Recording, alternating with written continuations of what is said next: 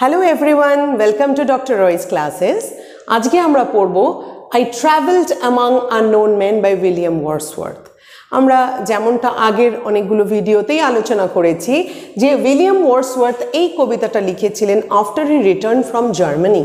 মানে জার্মানিতে যখন উনি গিয়েছিলেন তখন উনি felt his deep love for his native place England and he associated that love with that of Lucy. কারণ এটা তো আমাদের কালেকশন অফ পোয়েমস, যেটাকে আমরা বলছি লুসি পোয়েম, সেই কবিতাগুলোর কালেকশনেরই একটা। এবং যেটা বলার সেটা হচ্ছে এই প্রত্যেকটা কবিতার মধ্যে আমরা দেখেছি কিভাবে পোয়েট লুসিকে কখনো মিস করছেন, কখনো লুসির how she was brought up amidst nature সেটাকে নিয়ে বলা হচ্ছে, বা কখনো হি ইজ জাস্ট এলিজি হিসেবে দেখা হচ্ছে। তো এই কবিতাটার মধ্যেও কবি কী করছেন, মানে এই কবিতাটার মধ্যে উইলিয়াম ওয়ার্ডসওয়ার্থ তার যে ভালোবাসা, যে his love for his native place, সেটার সাথে উনি কোথাও গিয়ে মিশিয়ে ফেলছেন এই লুসির প্রতি তার ভালোবাসা। সেটাও মানে ভালোবাসা তো সবসময় একই রকম হয়, হ্যাঁ না? ভালোবাসা সেটা কারো প্রতি হতে পারে, কোনো কিছুর প্রতি হতে পারে, কোনো মানুষের প্রতিও হতে পারে, কোনো জিনিসের প্রতিও হতে পারে। কিন্তু ভালোবাসা মানেই সবসময় আমাদের কি থাকে? ফিয়ার অফ লুজিং ইট। ভালোবাসা মানেই আমরা সবসময় চাই সেই জিনিসটাকে ধরে রাখতে, সেটাকে হারিয়ে যেতে কোনো দিনই আমরা দিতে চাই না। তো চলো, এই কবিতাটা ওই রকমই একটা ভাবনা নিয়ে লেখা। I travelled among unknown main. Unknown main বলতে এখানে কার কথা বলা হয়েছে? জার্মানিতে উনি যখন গিয়েছিলেন, অচেনা মানুষের মধ্যে, নতুন জায়গা, নতুন কান্ট্রি, তো সেই জন্য বলেছে I travelled among unknown main. তো কবিতাটা শুরু করছি। I travelled among unknown men in lands beyond the C. সমুদ্রের সেই অনেক দূরে, মানে আমি আমার নেটিভ প্লেস ইংল্যান্ড বাদ দিয়ে যখন আমি ছেড়ে যখন অনেক দূরে চলে গেছি, I travelled among unknown men in lands beyond the C. সমুদ্র পার করে, আমরা বলি না ওই 7 সমুদ্র পার করে, আমরা ওই রকম ব্যাপারটা আর কি। Beyond the sea nor England did I know till then what love I bore to thee. বলছে ইংল্যান্ড, আমি বিশ্বাস করো আমি তার আগে অবধি না জানতাম না। ইংল্যান্ড, নর ইংল্যান্ড, বলছে ইংল্যান্ড, আমি তার আগে অবধি জানতাম না। Did I know till then what love I bore to thee. আমি তোমার প্রতি, আমি তোমায় কত ভালোবাসি, আমি তোমায় কত মিস করেছি। ওখানে গিয়ে যখন এত মিস করেছি তোমায়, তখন আমি বুঝতে পেরেছি যে আমি আমার নেটিভ প্লেস ইংল্যান্ডকে কত বেশি ভালোবাসি। তাই বলছে nor England did I know till then what love I bore. Bore এখানে কিসের থেকে এসছে? বিয়ারের পাস্ট। বোর, আমি তোমায় কত ভালোবাসি, আমার মনের মধ্যে তোমার প্রতি কত ভালোবাসা, সেটা শুধু আমি ওখানে গিয়েই বুঝতে পেরেছি। তো এখানে পোয়েট এটাই বোঝাতে চাইছে, যখন আমরা কোথাও থাকছি তখন হয়তো সেটার মূল্যটাকে আমরা বুঝে উঠতে পারি না, এবং কিন্তু যখন সেই জায়গা ছেড়ে আমাদেরকে অনেক দূরে পাড়ি দিতে হয়, বিদেশে পাড়ি দিচ্ছি, বা যে কোনো সময় নিজের ঘর, নিজের বাড়ি, নিজের দেশ ছেড়ে দিয়ে বেরিয়ে যাচ্ছি, তখন আমরা বুঝতে পারি নিজের ঘর, নিজের বাড়ি, নিজের দেশ কত প্রিয় আমাদের সকলের কাছে। So it's past that melancholy dream, nor will I quit thy shore a second time, for still I seem to love thee more and more. It's past. বলছে আমি এখন পরিষ্কার বলছি, এটা এখন আমার মাথায় আমি একদম স্থির করে নিয়েছি। দ্যাট মেলাঙ্কলি ড্রিম, সেই যে মেলাঙ্কলি, সেই যে লোনলিনেস, সেই যে একাকিত্ব, সেই স্বপ্নটা এখন আমি পাস্ট করে দিতে চাই। কেন? নর উইল আই কুইট দাই শোর। আর আমি কখনো তোমার সমুদ্রের পার ছেড়ে আমি কোথাও যাব না, আমি তোমাকে ছেড়ে আর কোথাও যাব না। নর উইল আই কুইট দাই শোর, তোমার পার ছেড়ে আমি আর কোথাও যাব না। A second time for still I seem to love thee more and more. আমি তোমাকে ছেড়ে আর কোথাও যাব না। আ সেকেন্ড টাইম, আর দ্বিতীয়বার আমি আর যাচ্ছি না। একবার গিয়েছি, একবার গিয়ে ঘুরে এসেছি। যখন গিয়েছি তখন আমি বুঝেছি যে তুমি আমার কাছে কত প্রিয়, এবং তোমাকে ছেড়ে যাওয়া আমার কাছে খুব কষ্ট, আমার খুব কষ্ট হয়েছে তোমায় ছেড়ে যেতে। তো তাই জন্য নর উইল আই কুইট, এবার আমি আর ছেড়ে যাচ্ছি না। নর উইল আই কুইট দাই শোর, তোমার যে সমুদ্রের ধার, এই সমস্ত তোমার যে মানে শোর, তোমার শোরকে ছেড়ে আমি আর যাচ্ছি না, আমি এবার তোমার কাছেই থাকবো। আর সেকেন্ড টাইম, এবার আমি আর দ্বিতীয়বার, আর সেকেন্ড টাইমটা কার সাথে মিলছে? সেকেন্ড টাইম বলছে নর উইল আই কুইট দাই শোরস আ সেকেন্ড টাইম। আর দ্বিতীয়বার যাচ্ছি না, একবার গিয়েছি আমি বুঝে গেছি, আর দ্বিতীয়বার যাচ্ছি না। For still I seem to love thee more and more, কারণ এখন আমি এখনও ফিল করছি তোমায় যেন আমি আরও আরও অনেক বেশি ভালোবাসছি। আমি যখন তোমার থেকে দূরে চলে গেছি, আমি তখন আমার যে তোমার প্রতি যে ভালোবাসার যে তীক্ষ্ণতা, আমার ভালোবাসার যে প্রখরতা, সেটাকে আমি অনুভব করেছি। তাই আর আমি যাচ্ছি না তোমায় ছেড়ে। Among thy mountains did I feel the joy of my desire.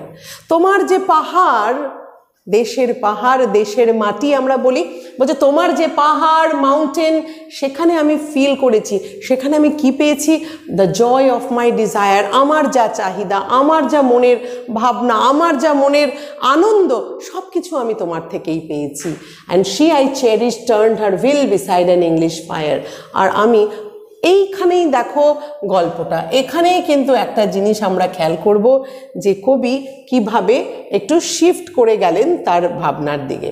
এতক্ষণ আসছিল আপ টু দিস, কে ছিল আপ টু দিস? আমরা কার কথা বলছিলাম? আপ টু দিস আমরা বলে যাচ্ছিলাম ইংল্যান্ডের প্রতি তার আবেগ, সে কতটা আবেগ ঘন মুহূর্তগুলোকে উনি তুলে ধরছেন ইংল্যান্ড থেকে বেরিয়ে যাওয়ার জন্য। বেরিয়ে যাওয়ার পরে যে ঘুরে যখন আসলেন, তখন উনি ফিল করছেন ইংল্যান্ডকে কতটা মিস করেছেন।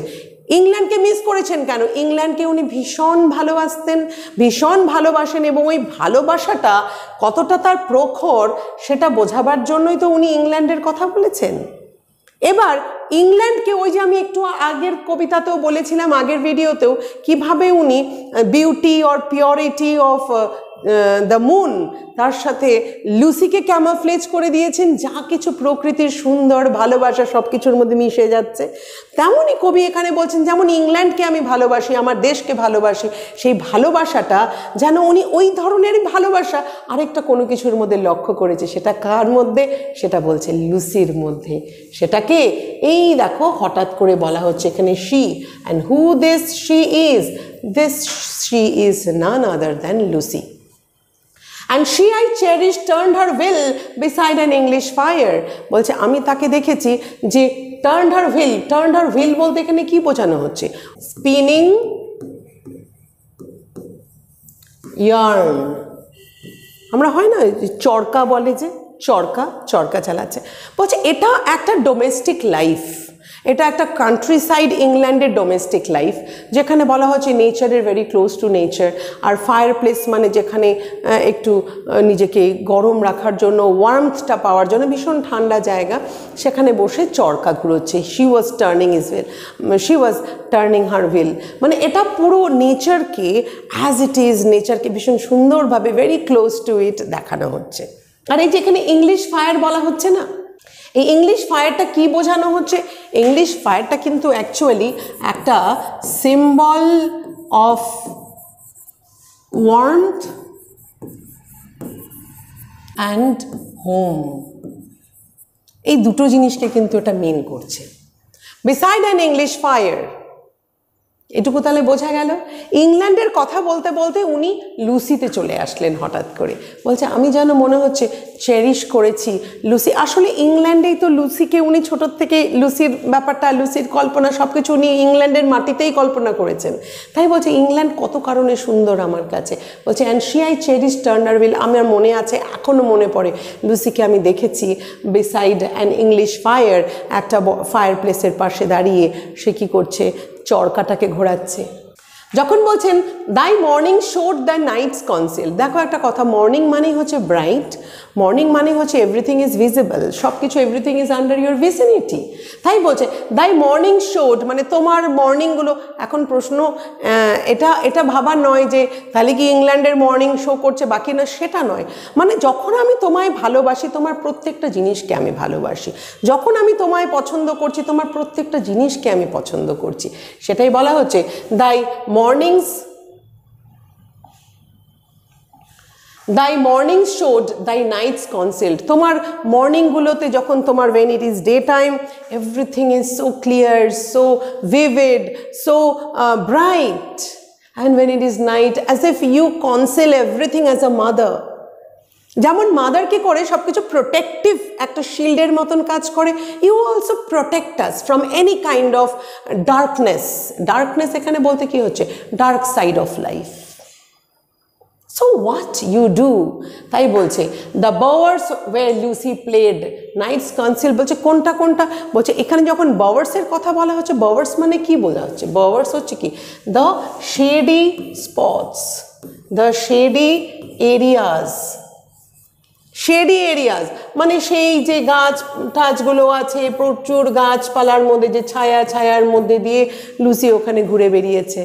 বলছে সেই জায়গাটা তো ইংল্যান্ডে গেলেই দেখা যাবে, where Lucy used to stay, where Lucy used to leave.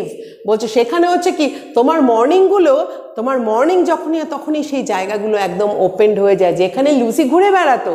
Your mornings, দাই মানে কি এখানে, এটা আর্কাইক এক্সপ্রেশন। আর্কাইক এক্সপ্রেশন মানে old expression, old English expression. দাই মানে আমরা জানি সবাই, দাই মানে ইয়োর। তো দাই মর্নিংস শোড, তো যখন মর্নিং হয় তখন তোমার ওখানে ব্রাইট সেই ডেজগুলো দেখা যায়, তোমার মর্নিংসগুলো দেখায়, মানে পরিষ্কার, it becomes very clearly visible. And দাই নাইটস কনসিলার, রাত হলেই পুরোটা অন্ধকারে ঢাকা পড়ে যায়। কোন জায়গা, কিসের কথা বলছে, বলছে the bowers way Lucy played, সেই জায়গাগুলো, সেই শেডি এরিয়াসগুলো, সেই শেডি হন্টসগুলো। শেডি মানে কি, গাছের নিচে নিচে ঘুরে বেড়ায়, নেচার না, ল্যাপ অফ নেচার। তা বলছে ওয়ে লুসি প্লেড, ওখানে লুসি খেলে বেড়াতো।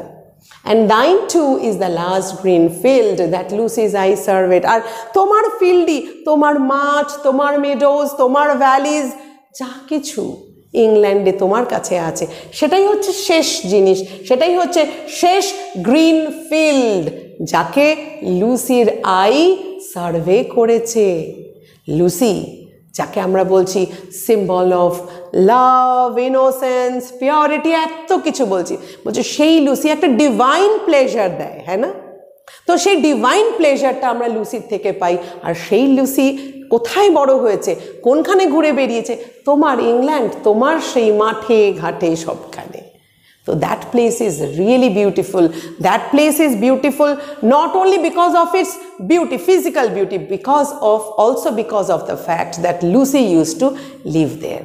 তাই তোমার জায়গা ছেড়ে আমি, তোমার ঘাট ছেড়ে, তোমার সমুদ্রের ধার ছেড়ে, তোমার ল্যান্ডকে ছেড়ে, তোমাকে ছেড়ে আমি কখনোই আর কোথাও যাব না। So this is his love for his country. This poem shows his love for his country as well as for the place where Lucy used to stay and live. তো আমাদের এই পোয়েমটা এখানেই শেষ হলো। So stay connected for the next video. Thank you for watching.